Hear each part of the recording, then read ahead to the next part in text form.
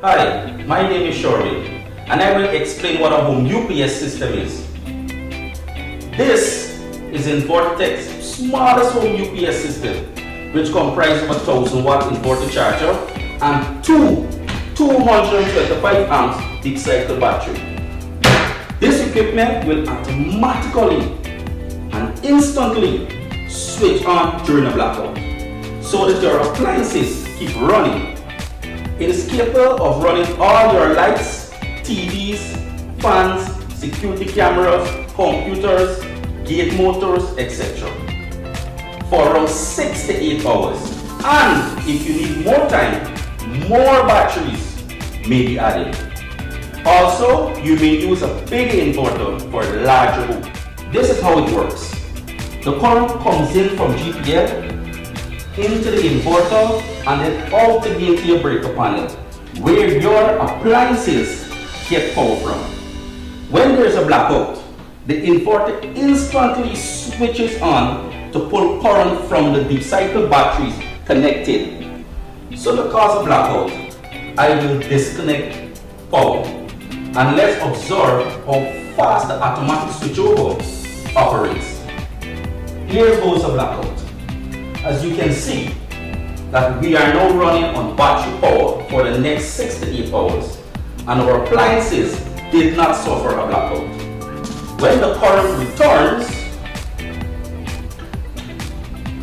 the equipment will automatically confirm that voltage and frequency are normal. Then automatically switch back to the power company. Then it will charge your batteries until full and wait for another blackout. Invertech will help you to add solar panels to the system so that it becomes a full solar setup that uses only the sun to power your home. We have our intelligent equipment that can even switch off GPL automatically and use solar power alone to run your house. This is designed to reduce your light bill significantly.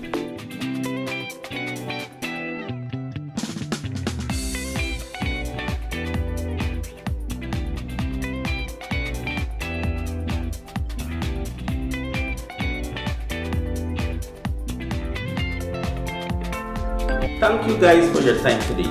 Remember, we are located at 58 David Street, PT. Our numbers are 223-2233 or 695-9191.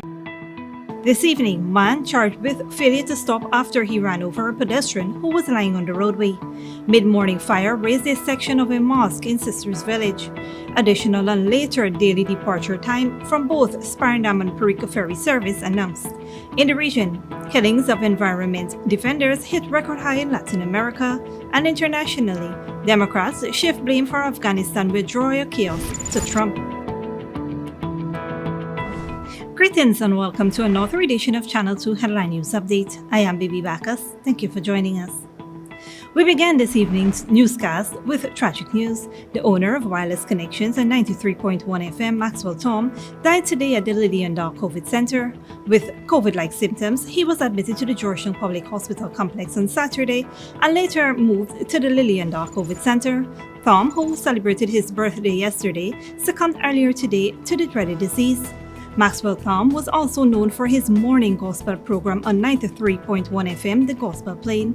Today, family members, friends, and supporters were traumatized, hurt, and confused after news of Tom's passing was announced, retracted, and re-announced. According to reports, someone called Tom's wife and told her of his passing around 11 a.m.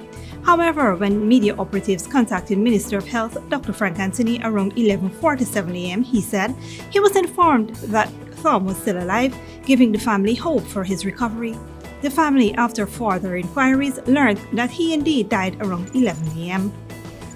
We reported yesterday on an accident at farm on the east bank of the Marara involving a driver who ran over a pedestrian who was lying on the road. The driver did not stop, instead drove away and surrendered himself to the authorities.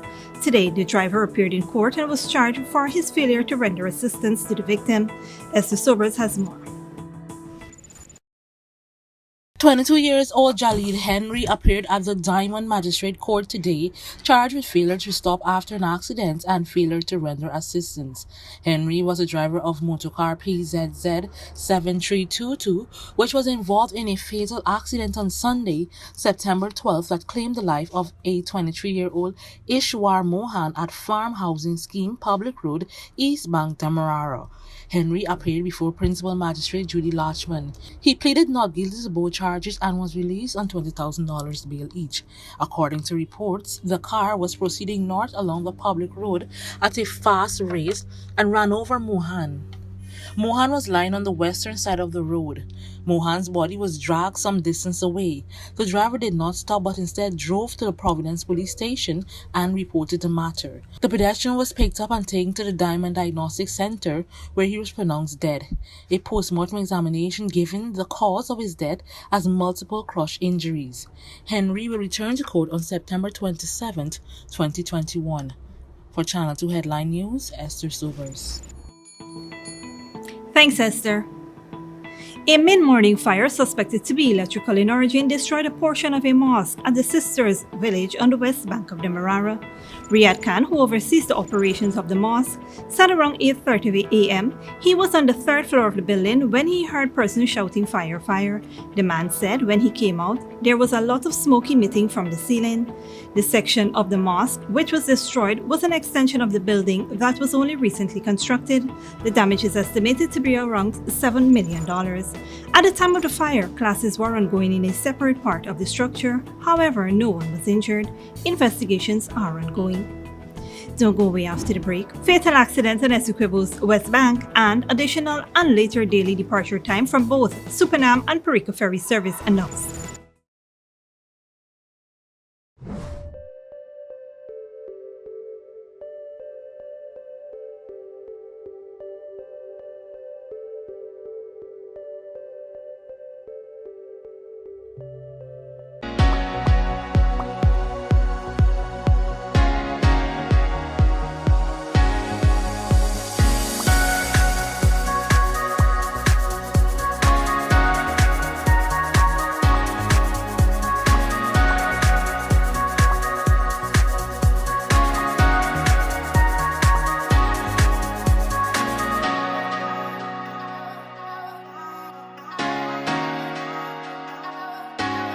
When you need money and you gotta get it fast, Creative Jewelry and Pawn Shop is the place for that confidential transaction in a quiet and secure location.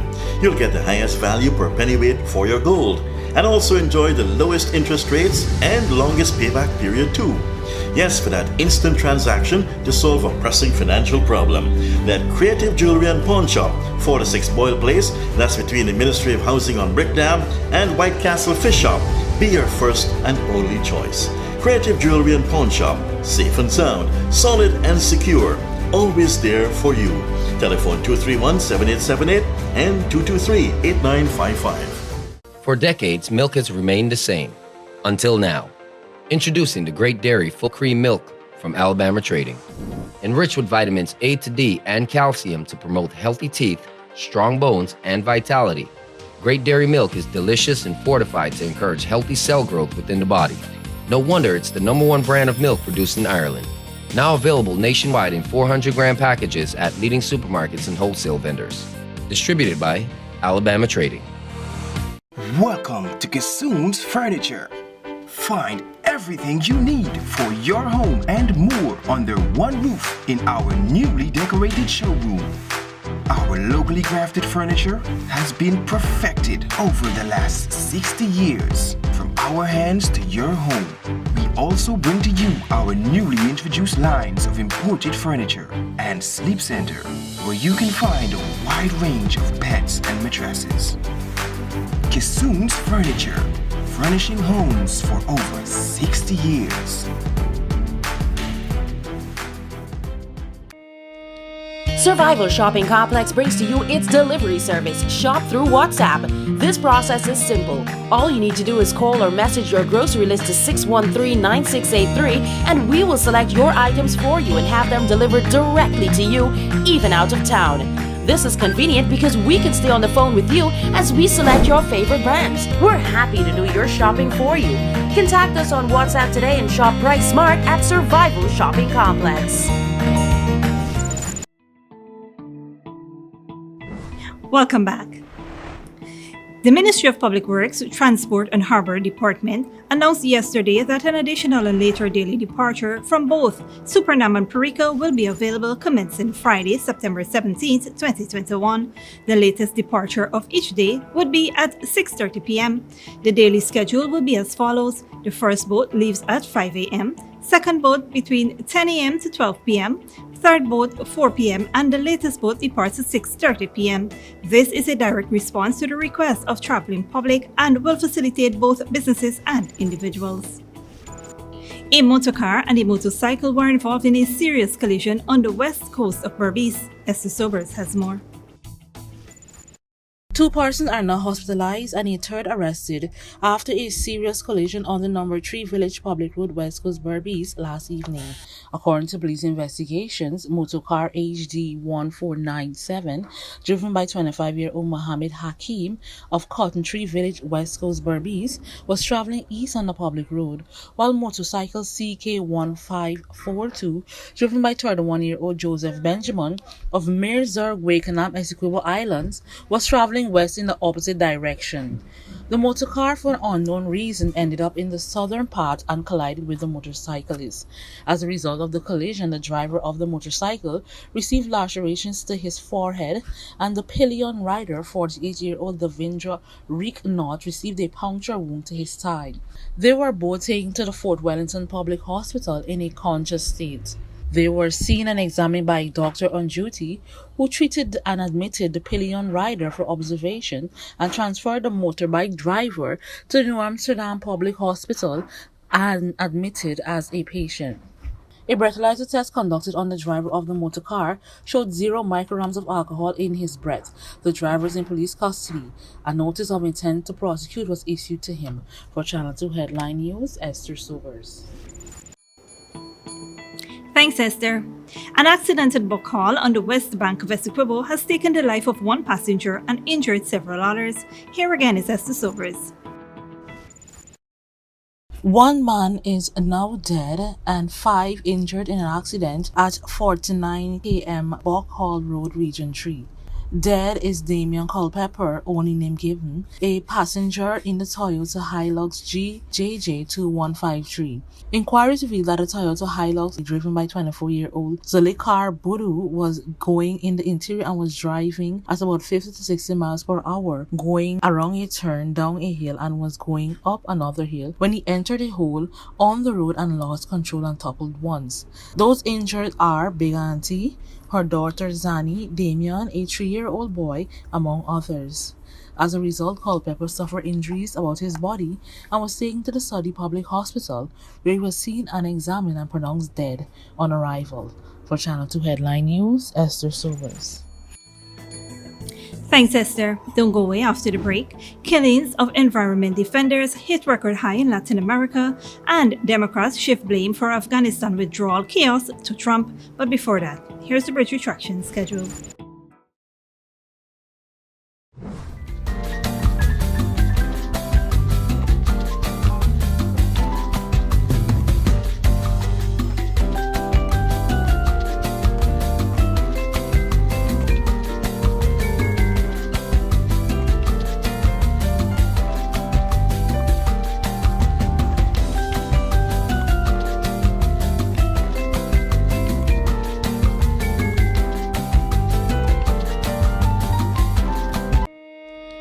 Survival Shopping Complex brings to you its delivery service, Shop Through WhatsApp. This process is simple. All you need to do is call or message your grocery list to 613-9683 and we will select your items for you and have them delivered directly to you, even out of town. This is convenient because we can stay on the phone with you as we select your favorite brands. We're happy to do your shopping for you. Contact us on WhatsApp today and shop Price Smart at Survival Shopping Complex. Good girl forget things. What's the problem, Granny? I want money for borrow for those surgery. I was dancing and I fall and fracture my hip. If you need some quick money, you should check Lender's Jewelry and Pawn Shop. Lender's Jewelry and Pawn Shop, Lot 238 South Road, Border, Georgetown. Get jewelry made to order in just 72 hours. We also accept vehicles. Lender's, best rates, longest payback period. Boys, I get through. Plus, I could dance again. Lender's Jewelry and Pawn Shop.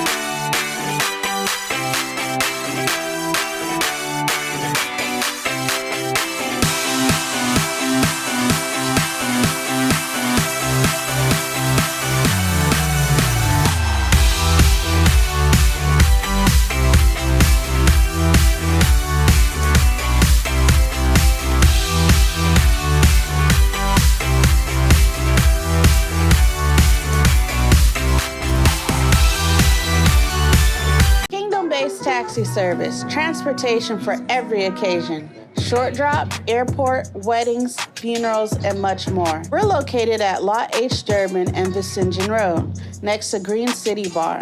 For honest, efficient, and reliable service, call Kingdom Based Taxi Service at 648-5959 or 227-7937. You can count on us.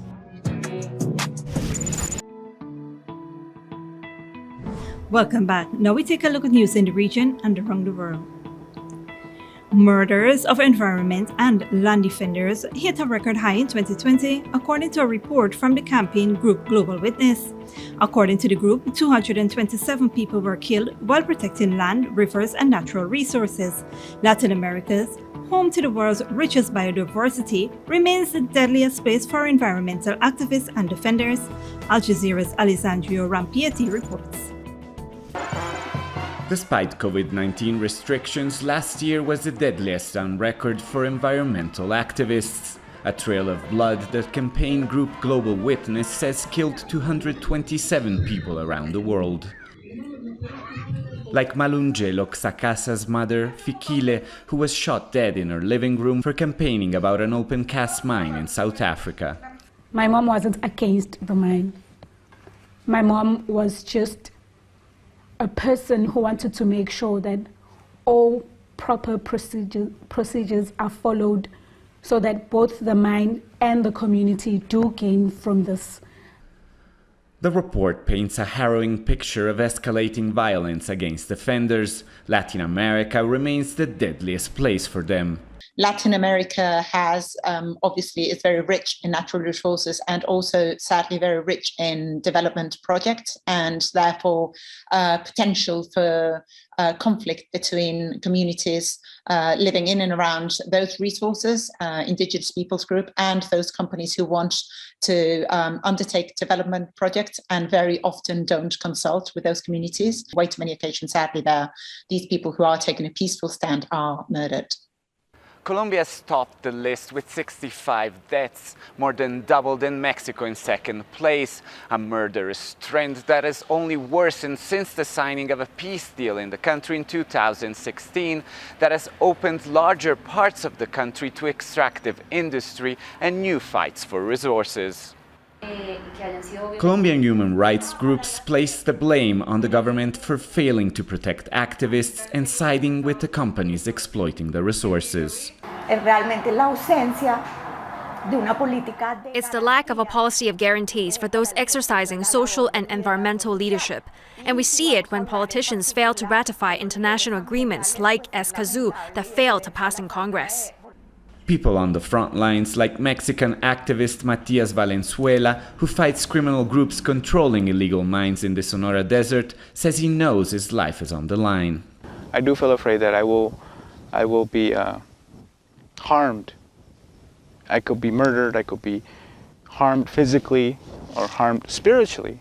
And those are certain things, those are realities that I have to face in my stance in protecting our lands. These activists see themselves as the last line of defense against the exploitation of resources and a worsening climate. And they know all too well that there's a long way to go before they can see an end to the impunity that allows them to be killed. Alessandro Ampietti, Al Jazeera, Bogotá. And internationally, the United States Secretary of State has defended the handling of the military withdrawal from Afghanistan. Republican legislators took shots at the Secretary of State and Biden during the hearing, even calling for Blinken to resign at one point. However, congressional Democrats were quick to point out that the previous Trump administration had negotiated directly with the Taliban for an even earlier pullout of the American troops. Al Jazeera's Rosalind Jordan reports.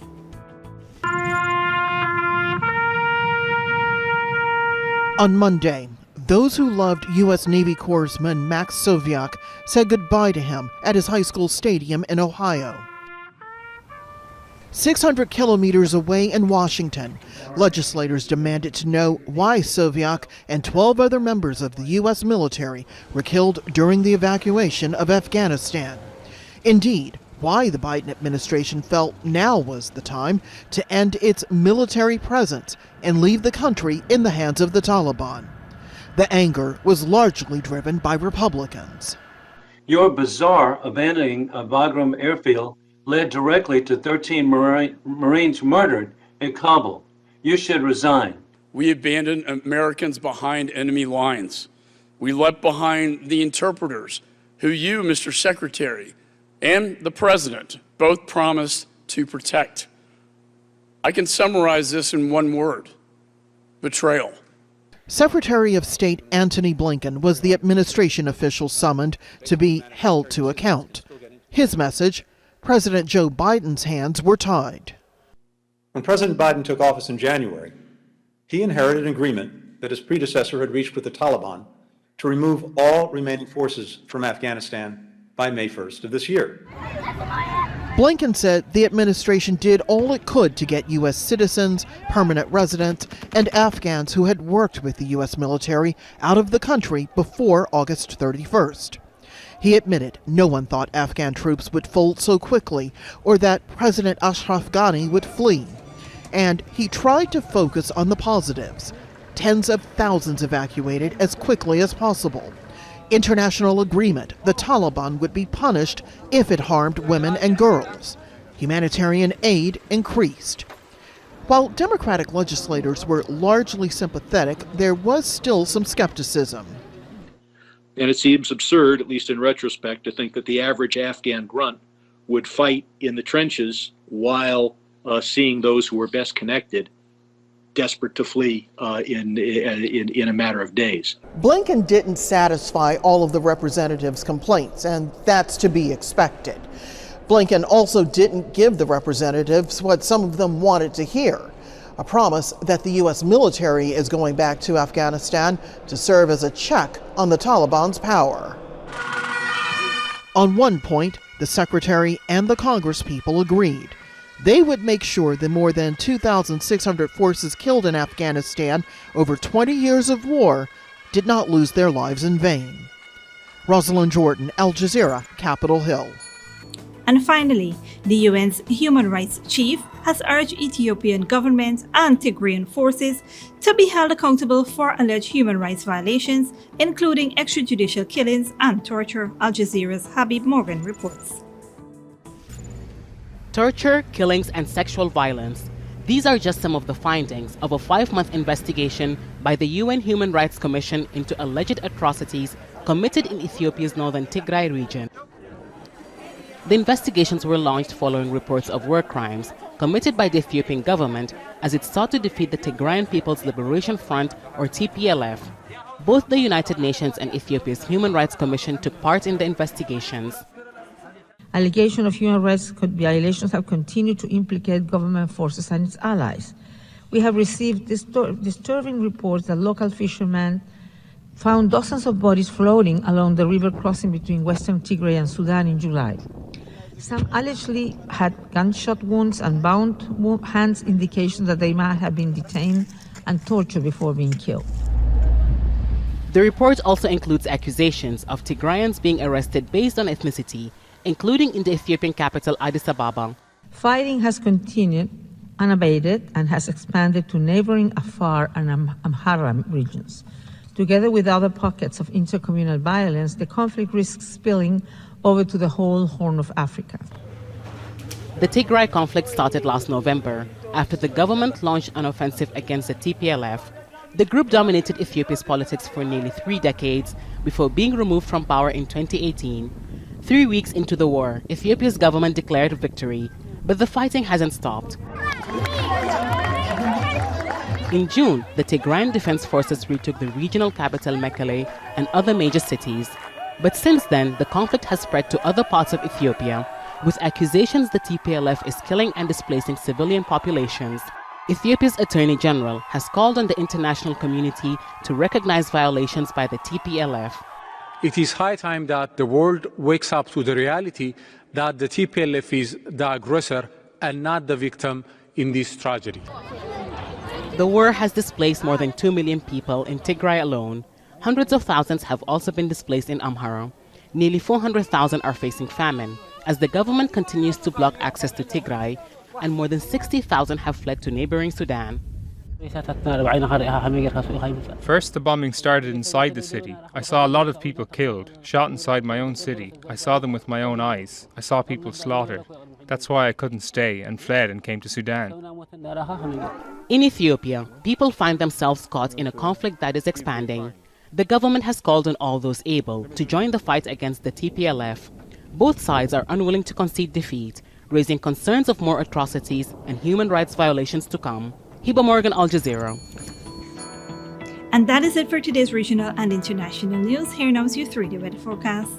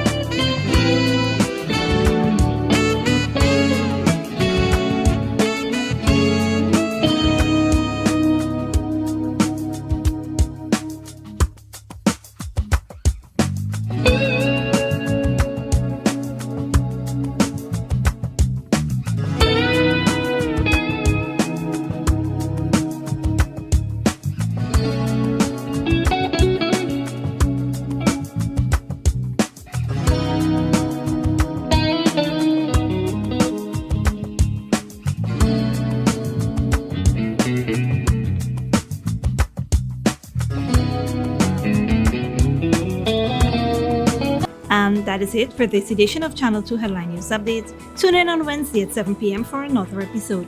Be sure to subscribe, like, and follow us on Facebook and YouTube. Until then, please take care of yourself and each other.